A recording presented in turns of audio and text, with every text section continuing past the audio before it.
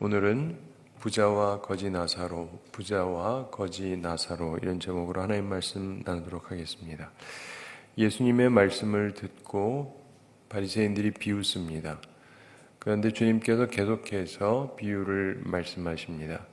본 비유는 사람이나 재물을 악하게 대함으로 파생하게 되는 무서운 결과를 묘사하고 있습니다. 이 비유에서 부자는 불의의 재물을 가지고 자신을 위해서 친구를 사귀는데 아주 게을렀다는 것을 보게 됩니다. 사랑하는 성도 여러분, 여러분들은 이 말씀을 보면서 이제 잘 생각하실 필요가 있습니다. 19절 함께 읽어보겠습니다. 한 부자가 있어 자색 옷과 고운 베옷을 입고 날마다 호화롭게 즐기더라. 아멘. 한 부자가 있어 이렇게 말씀합니다. 성경 말씀은 부유하다고 책망하지 않습니다. 아브라함도 부자였고 많은 믿음의 사람 중에 부자들이 있었습니다. 부자라는 것이 무슨 죄악된 것이냐 그런 것은 아니죠. 한 부자가 있다. 그러면서 자색 옷과 고운 베옷을 입고 이렇게 말씀합니다. 한 가지는 아브라함 경우 이렇게 살았다는 표현은 없습니다. 지금 설명하고 있는 이 한 부자로 일컬어지는 사람은 최고 명품, 고가의 자색 옷을 입고 살았다는 것입니다. 당시에 자색 물감을 추출하는 것은 비용이 굉장히 많이 들었습니다. 그래서 주로 왕족들만이 입는 옷이었습니다.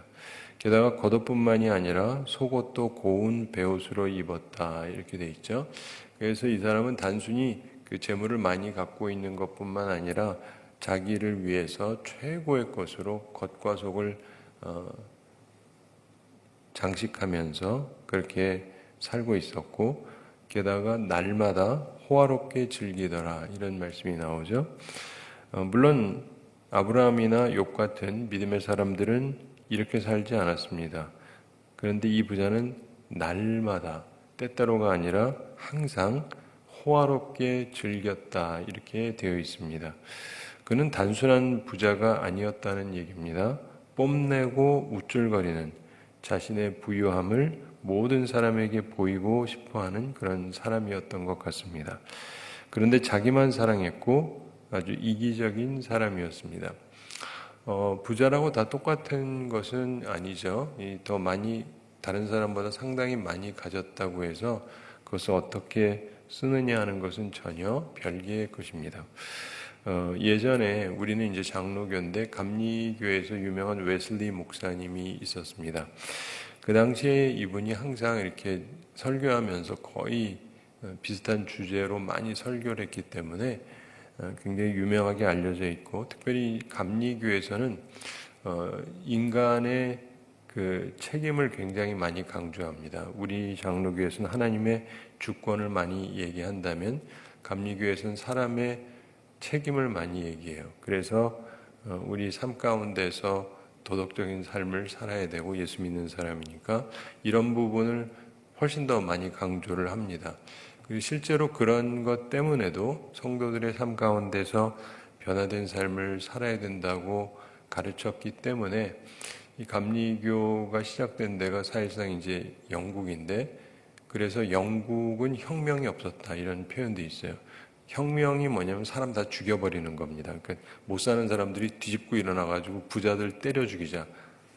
그냥 말이 아니라 진짜 죽였습니다.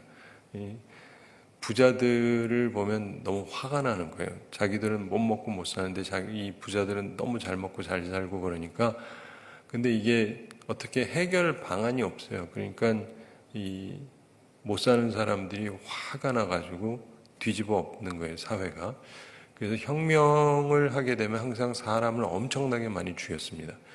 특별히 부자들을 엄청나게 많이 죽였죠.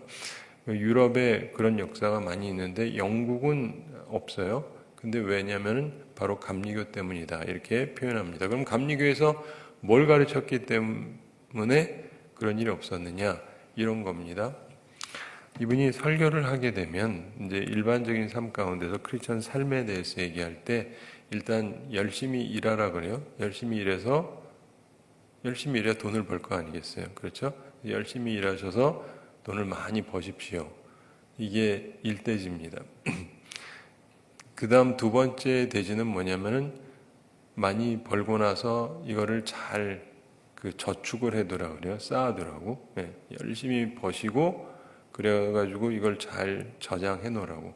그 다음에 3번이 뭐냐면 그리고 열심히 누리세요가 아니라 이걸 가지고 나눠주세요. 네. 흔하게 접하는 얘기가 아닙니다. 근데 또 들어보면 맞는 말이긴 하죠. 그러니까 나쁜 짓 하는 게 아니고 성경에도 있는 표현인데 남의 것 도둑질하고 이런 사람들 이제 그런 거 그치고 이제는 내 손으로 일하고 그 남을 도우라는 말씀이 있잖아요. 그래서 이분이 항상 하던 말씀이 그거예요.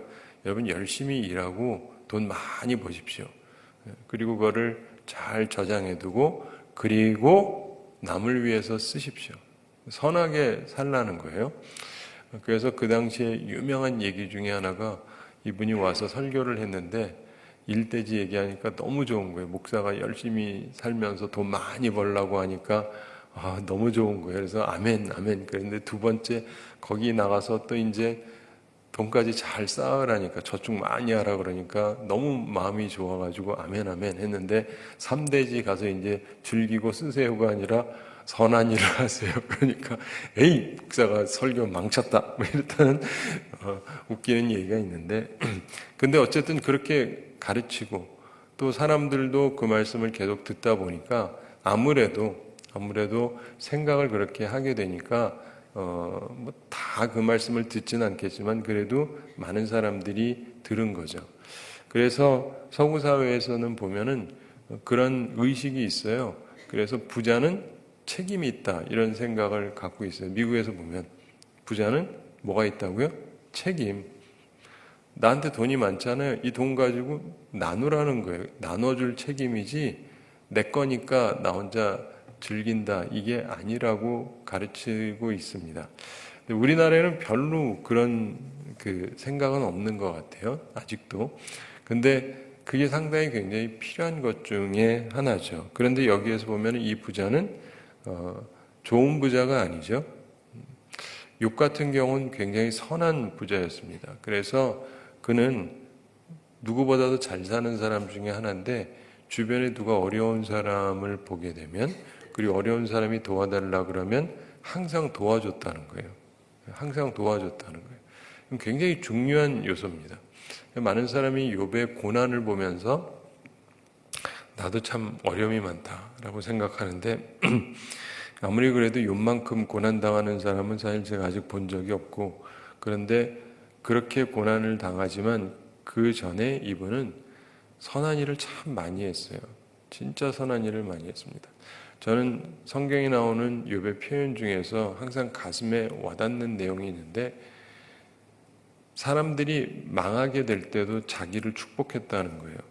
사람이 힘들 때 내가 망할 때 누구를 왜 축복합니까? 다 같이 망하면 좋겠다 해야 될 판인데 그 망하게 된 사람도 자기를 축복했대요. 왜요? 자기는 돕는 사람이니까.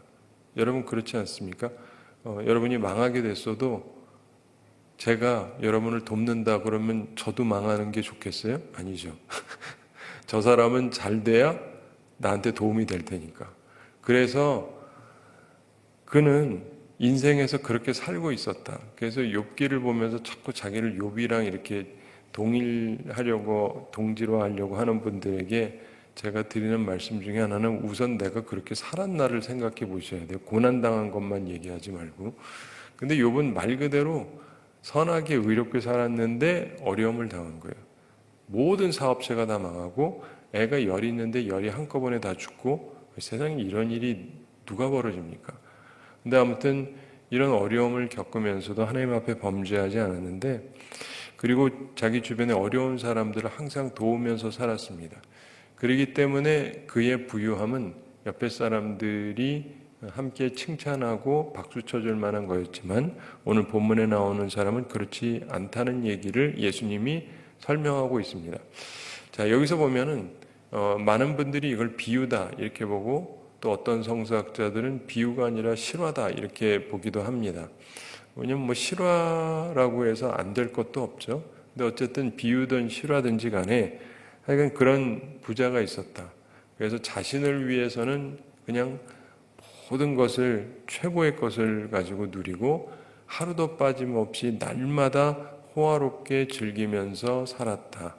그러면서 그런데 하면서 예수님께서 다른 얘기를 하시죠. 20절 함께 읽어보겠습니다. 그런데 나사로라 이름하는 한 거지가 헌데투성이로 그의 대문 앞에 버려진 채. 아멘. 자, 여기서 보면은 나사로라 이름하는 한 거지가 있었다. 예전에 개역성경에서 나사로라 이름한 한 거지가 헌데를 앓으며 그 부자의 대문에 누워 이렇게 표현하고 있었습니다. 이 부자는 날마다 호화롭게 즐겼습니다. 그러면 당연히 남는 음식도 많았겠죠. 부자고 뭐 호화롭게 먹으면은 남는 음식도 많았을 것입니다. 그래서도 그랬는지 모르겠지만 나사로라고 이름하는 한 거지가 그 집에 옵니다.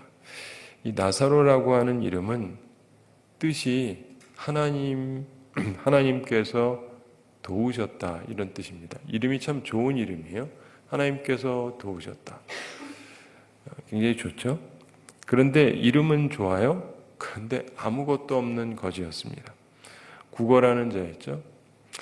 특이한 것은 여기서 예수님께서 부자는 이름을 언급하지 않는데 거지는 이름을 언급합니다.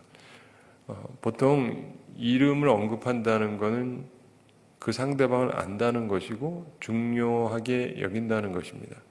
근데 우리로 치면 그냥 거지 얘기를 하는데 뭐 이름이 뭐가 중요합니까? 근데 예수님이 이름을 얘기를 하세요.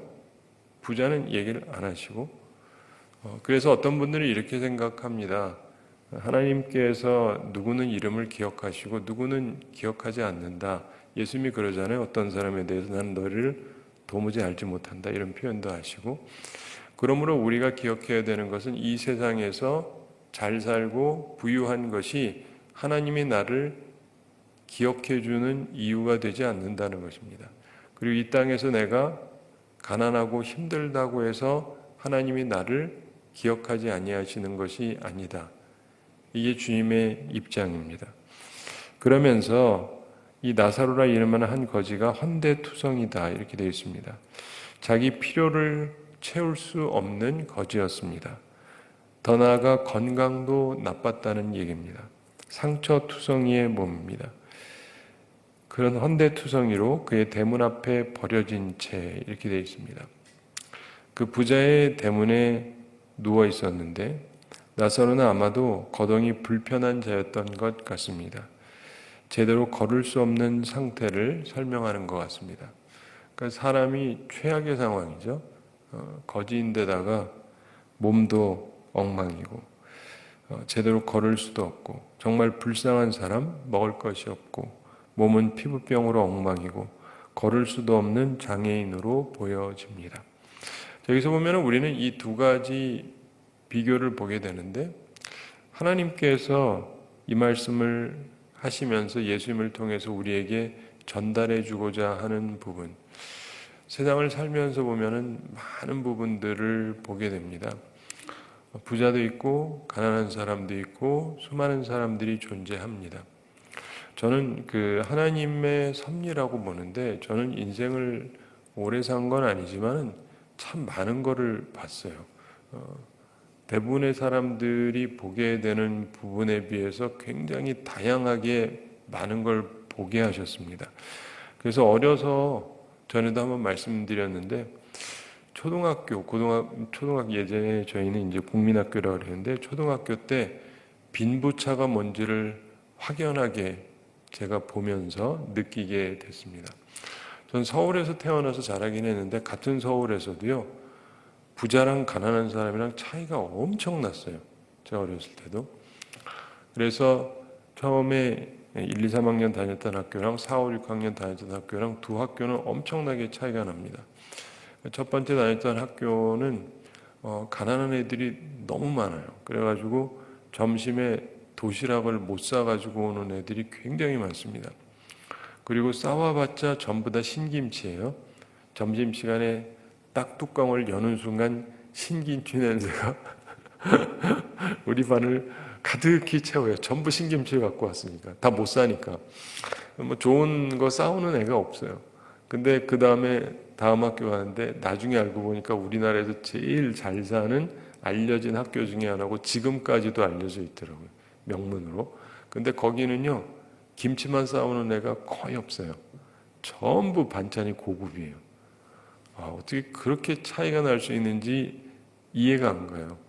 근데 그리고 뭐 학교도 1, 2, 3학년 때 다녔던 학교는 누가 자가용 타고 온다. 전교에 한 명 있을까 말까? 네. 근데 4, 5, 6학년 다니는 데는 학교 딱 끝나면은요, 자가용들이 쫙 서 있어요. 대기. 모셔가려고. 그러니까 보면서 이게 빈부의 격차라는 게 뭔지 저는 하여간 몸으로 느꼈는데, 그리고 사는 집들이나 이런 것도 물론 상상할 수 없게 차이가 있을 뿐더러 많은 면에서 차이가 있습니다. 근데 보면은 부자는 부자대로 살고 가난한 사람은 가난한 대로 살긴 사는데, 지금 여기서 얘기하는 것은 엄청나게 잘 사는 부자하고 그리고 거지하고 예수님께서 이렇게 비유해서 설명을 하고 계십니다. 예수님께서는 여기에서 우리 구약에서도 보면은 그렇죠. 부자와 가난한 자를 지은 분이 다 하나님이다, 이런 표현이 있습니다. 그 세상에 이런저런 일이 있는데 예수님께서 뭐라고 말씀하시냐면은 가난한 자는 항상 있다, 이렇게 말씀했어요. 근데 보면은요, 사실 그렇습니다. 미국이 세계 최고의 부자라고 하는데 거기도 가면 항상 홈레스라고 표현을 하는데, 집이 없는 사람, 그런 사람들이 보통 100만 명에서 200만 명이 돼요.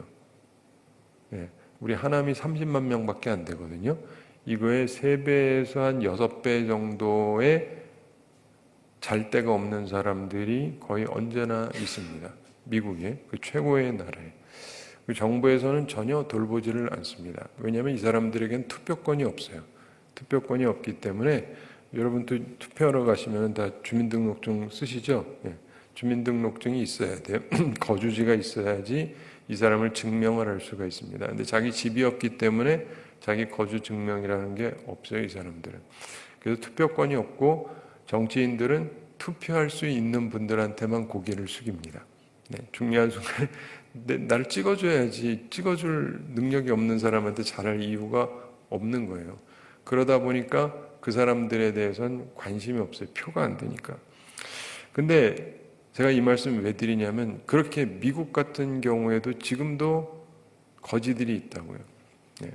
그러면 그럼 다들 분명히 흑인들이 많을 거다, 이렇게 생각하는데 아니에요. 대다수가 백인입니다. 흑인도 있지만 대다수가 백인이에요. 백인이 그래요?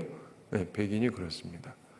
그러니까 이게 보면은요, 인종하고 상관이 없이, 그리고 부유한 나라냐 아니냐와 상관없이 어느 곳에나 보면은 진짜 엄청 잘 사는 사람이 있고 또 정말 엄청나게 어렵게 사는 사람이 존재해요.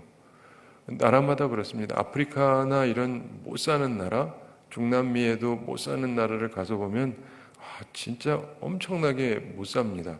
우리나라 옛날에 이 판자촌 이런 거하고 될 정도가 아닐 정도로 무진장 못 사는데, 또 동시에 거기도 가면은요, 부자는 엄청나요. 부자는 또 엄청납니다. 그리고 그런 못 사는 나라 같은데 거기에 또 음식점이나 호텔이나 고급은요, 우리나라 것 대지 못할 정도로 대단해요. 안 믿기실 정도일 거예요. 그러니까 어디 나가면 이 빈부의 격차가 엄청나게 있습니다. 그런데 그건 항상 있어요. 항상 있어요.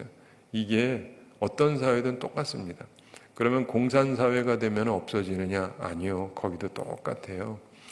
공산주의자들이 얘기하는 게 이거거든요. 우리 똑같이 같이 나눠서 살자. 그러기 위해서 공산당을 조직해서 이 사람들이 먼저 갖고 있는 자들의 걸 뺏는 거예요. 뺏어서 나눠주겠다. 그래서 우리한테 권력이 필요하다. 그래서 받아서 나눠준다. 이렇게 얘기하는데 그거는 허상에 불과합니다. 그리고는 제대로 나눠주는 공산주의 국가는 하나도 없습니다. 북한을 비롯해서 중국을 비롯해서 다 똑같은데 무슨 말이냐면 일단 자기들이 권력을 가지면요, 사람이니까 다 부패해요. 부패하기 때문에 우선 자기들이 누리고 봅니다. 그래서 전 어렸을 때 모르니까 북한은 다 공산당인 줄 알았어요. 지금도 여러분도 그렇게 하는 분이 있을 거예요. 공산당 아무나 공산당 하는 거 아닙니다. 그것도 당이에요, 당. 그래서 아무나 못 들어갑니다.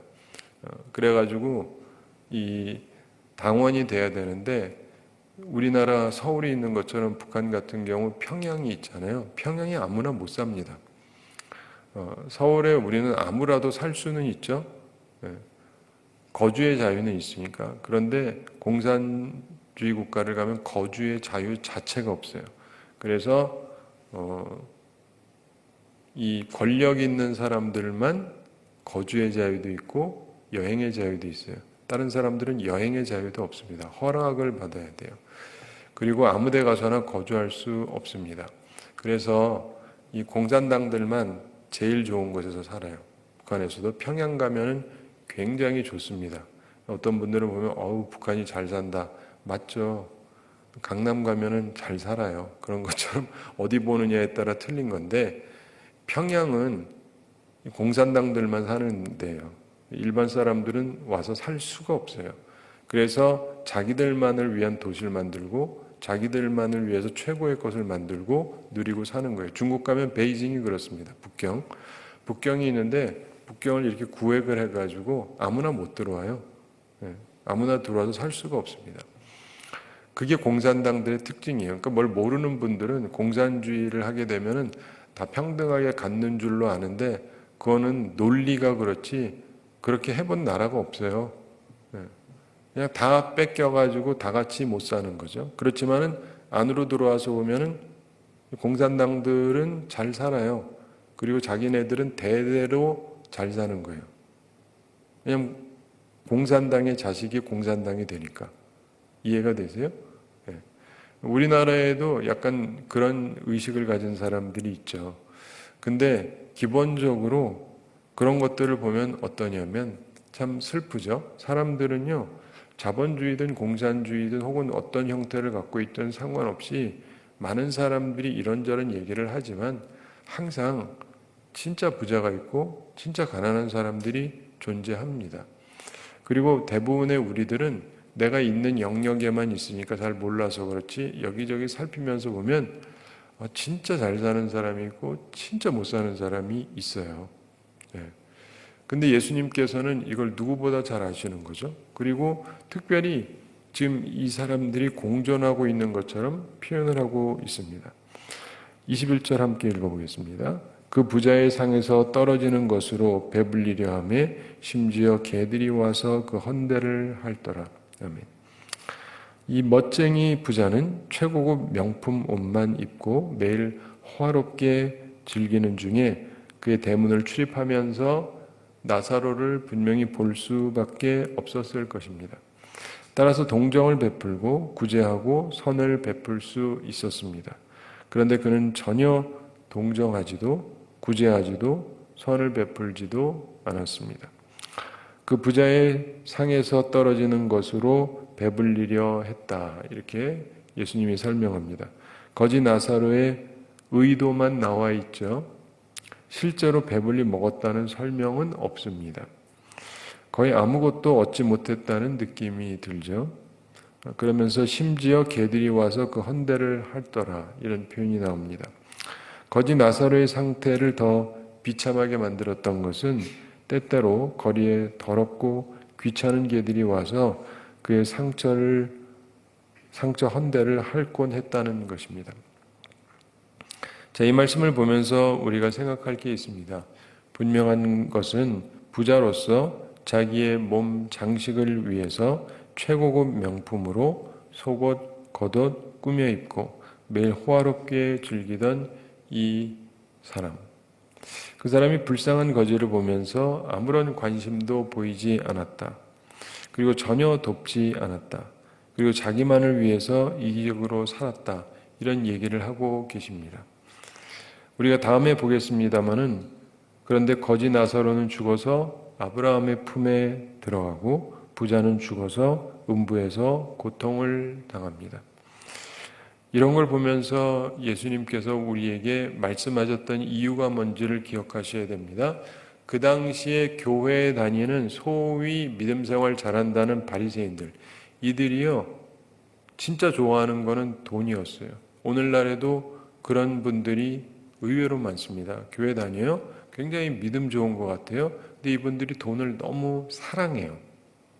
그래서 보면은 돈 있는 사람 좋아하고 돈 많은 사람만 좋아하고, 하여튼 자기도 돈이 많아야만 좋고, 물론 뭐 돈이 많으면 나쁠 건 없겠지만, 근데 이게 사람의 심성 자체가 온전치가 못한 경우가 많아요.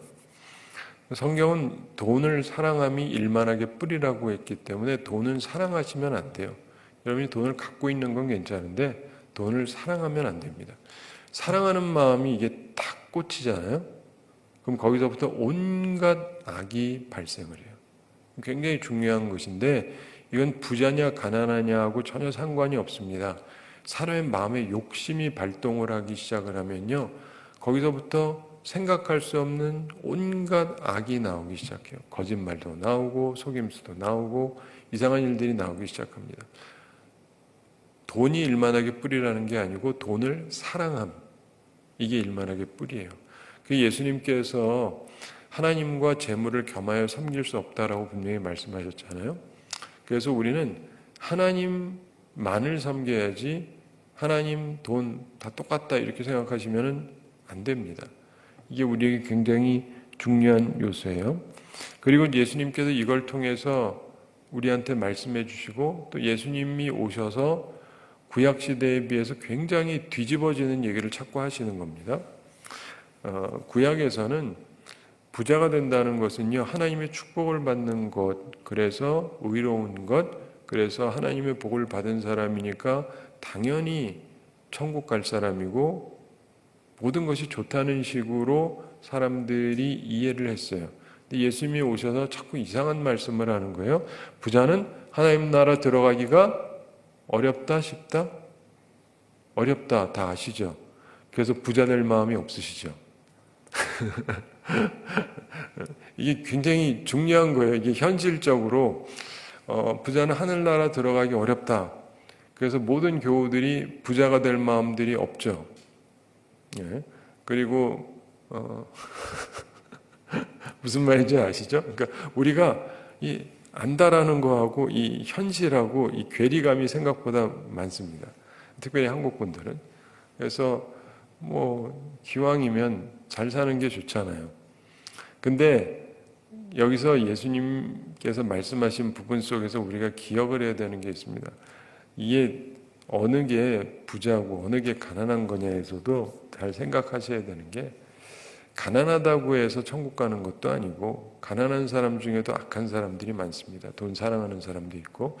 근데 부자 가운데도 괜찮은 사람이 있죠. 근데 많지는 않아요. 그래서 우리가 항상 조심을 해야 됩니다. 내 마음을 조심해야 되는데, 하나님이 필요 없다라고 느껴질 정도면 너무 돈이 많은 거예요. 내가 알아서 내 인생 관리할 수 있다라고 생각을 하면 돈이 너무 많은 거예요. 그렇게는 안 갖고 있는 게 낫습니다. 제가 언젠가 말씀드렸는데, 제가 이제 저희 아버님이 목사님이셨는데 옆에서 보니까 힘들어요. 저도 목사로 크라고, 목사가 되라고 그러셔서 그런가 보다 하고 지내다가 어느 날 보니까 너무 피곤해요. 이 돈이 없다 이런 거라기보다는 정신적으로 너무 피곤해 보여요. 그래서 아버지, 저 목사 안 하고 장로님 하면 안 돼요?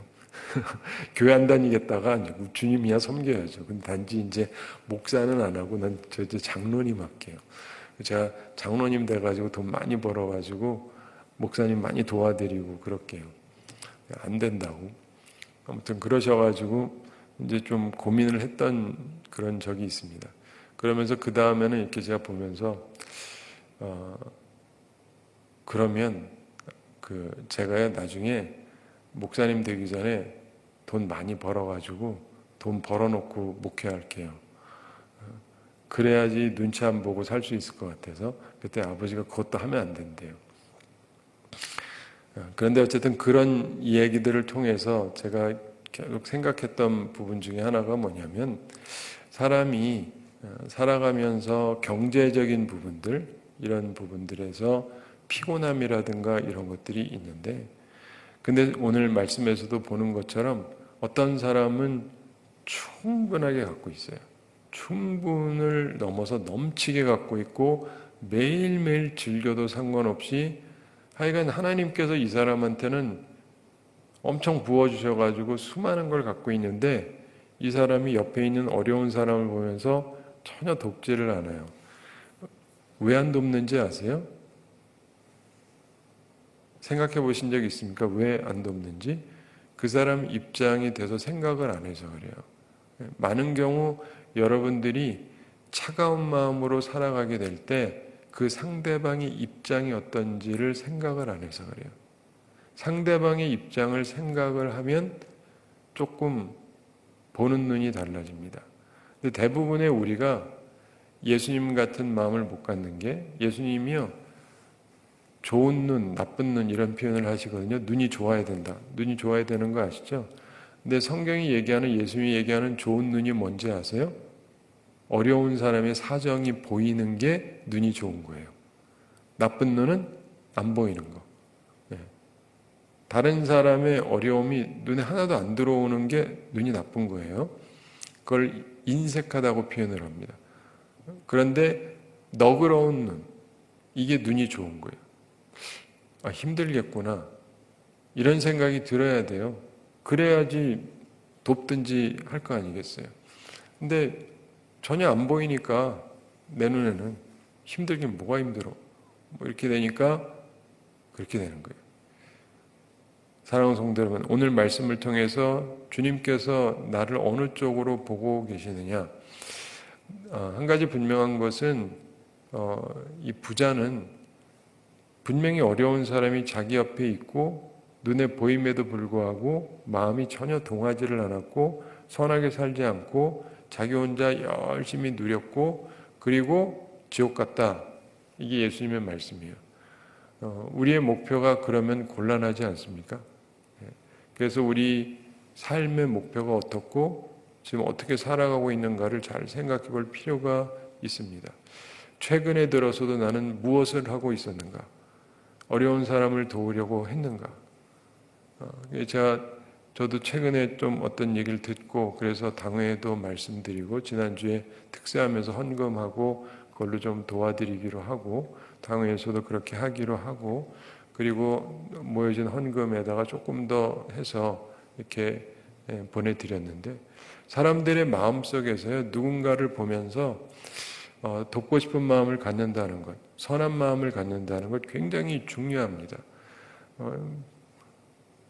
어렵긴 뭐가 어려워? 이러면 당연히 도울 사람 아무도 없죠.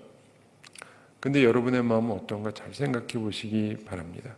그리고 또 한편으로는 이 나사로라고 하는 사람은 결국 아브라함의 품에 안겼다는 것은 하나님께서 도우셨다라는 이름은 갖고 있으나 하나님이 하나도 안 도와주시는 것 같음에도 불구하고 믿음을 잃지 않았던 것 같아요.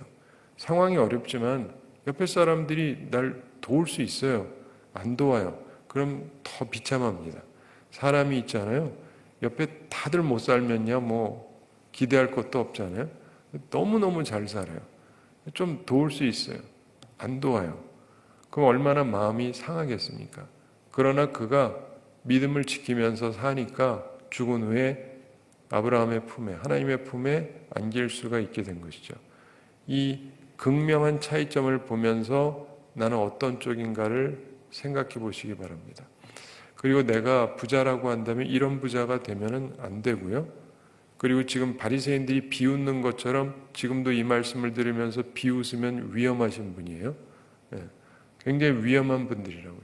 너희들 지금 잘 먹고 잘 살고 그러니까 천국 갈 거라고 생각하니 못 간다, 이 얘기 지금 주님이 하시는 거예요. 그렇기 때문에 여러분 마음속에서 온전하게 살아가셔야 됩니다. 제가 여러 번 말씀드리는데 저는 어려서 이 특별히 지옥에 대한 굉장히 오랫동안 하나님께서 나로 느끼게 하신 적이 있어서 사람들이 지옥을 안 가게 하려고 제가 노력을 많이 합니다. 대부분 사람들이 지옥을 생각 안 해서 그렇지 지옥 한번 생각해 보시잖아요. 그러면요 밥맛이 다 떨어집니다. 뭘 봐도 입맛이 안 나요. 거기서 영원히 살 거를 생각해 보십시오. 근데 너무나 많은 사람들이 지옥 갈 자세를 갖고 살아가요. 저는 마음이 안타깝다고요. 천국 가야 될 거 아니겠어요? 천국 갈 자세를 갖고 살아야 될 거 아닙니까? 그런 면에서 여러분의 마음은 너그러운가? 내 눈은 좋은가? 생각해 보세요. 내 눈은 좋은 눈인가? 보면은 어려움이 내 눈에 보여지는가? 이게 느껴져야 돼요. 느껴져야 사람은 행동합니다. 이 감정으로 느껴져야 행동을 하게 돼요. 결정을. 근데 나는 그런 게 요즘에도 발동을 하고 있는가? 누군가를 보면서 참 안 됐다라고 느끼고 돕고 싶은 마음이 있는가? 이게 없으면 위험한 거예요. 위험한 인생 살아가지 마시고 주님 앞에서 온전한 마음으로 살아가시기 바랍니다. 그 대부분의 경우 적어도 우리 이렇게 믿음 생활하는 대부분의 우리들은 이 불쌍한 거지같이 그 정도 거지는 아니거든요. 나만 못한 사람들이 항상 있어요. 누군가 불쌍한 사람이 있고 도울 수 있는 사람이 있습니다. 그걸 바라보면서 선을 베풀며 살아가는 우리 모두가 되기를 바랍니다. 우리 함께 기도하겠습니다. 사랑의 하나님 아버지, 우리를 사랑하시고 오늘도 저희에게 귀한 말씀 주심을 감사드립니다. 부자와 거지 나사로 비유를 통해서 주님께서 예수님 말씀을 듣고 비웃던 바리새인들을 향해서 하시는 말씀을 우리가 기억하며 돈을 사랑하고 돈을 좋아하고 믿음 생활 자기는 잘하고 있다고 생각하면서 생각마다 항상 교만하고 자기만을 생각하고 자기만 누릴 줄 아는 그런 어리석은 사람이 되지 말게 해주시고 저희가 주님 앞에서 온전한 심정으로 하나님께 영광 돌리며 살아가게 하여 주시옵소서. 또한 이 거지 나사로처럼 그 어려운 과정에서도 주님을 바라보면서 천국 갔던 이 사람처럼 우리들도 어떠한 상황이라 할지라도 주님을 바라보며 믿음으로 승리하는 주의 사람들 다 되게 하여 주시옵소서. 주님 앞에 나오며 주님의 은혜를 간구합니다. 우리에게 영육 간의 강건함을 더해 주시고 일용할 양식 공급해 주시고 시험에 들지 않고 악과 싸워 이기는 주의 용사들이 다 되게 하여 주시옵소서. 주님, 오늘도 저희와 동행해 주시고 저희와 함께 해 주시고 또 주님께서 언젠가 다시 오실 날을 기억하며 온전히 살아가게 하여 주시옵소서. 단 하루 사이에도 비극이 일어날 수 있고 생명이 끝날 수 있다는 걸 기억하면서 주님 만날 준비하며 준비된 심령으로 살아가는 저희들 다 되게 하여 주시옵소서. 오늘이 마지막이라고 하면 큰일 났다 라고 말하는 것이 아니라 참 잘 살았다 라고 고백할 수 있는 삶이 되게 하여 주시옵소서. 감사드리며 예수님의 이름으로 기도드리옵나이다. 아멘.